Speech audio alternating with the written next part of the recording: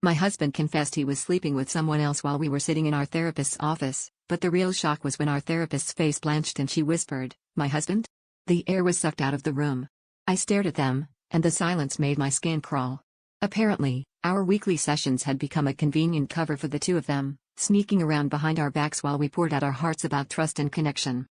The next session wasn't about healing. Our therapist, her voice shaking, said she'd talked to her husband, and he wanted to come clean too. When he walked in, it was like looking into a warped mirror of my own pain. He didn't apologize, instead, he admitted he'd fallen for my husband. The two of them sat close, their hands brushing, while I tried not to scream. Then the therapist, her eyes rimmed red, suggested an open discussion, and before I could object, she blurted out that maybe, just maybe, the four of us could try being together. Like that would fix anything. The next week turned into a mess of late-night texts and awkward wine nights, all of us circling each other with a mix of jealousy and desperate curiosity.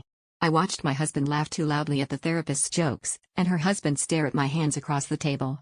Every time I closed my eyes, all I could see was the look on my husband's face when he thought no one was watching, guilty, but also exhilarated, like he'd finally gotten away with something. The lines between therapy, marriage, and betrayal blurred until I couldn't tell if I was in a nightmare or just the world's worst reality show. In the end, it wasn't the cheating or the secret meetings that broke me.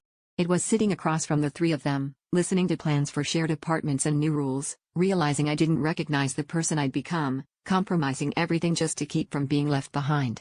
The twist, I was the last one holding on, terrified of being alone, even if it meant living in the ruins of my own trust.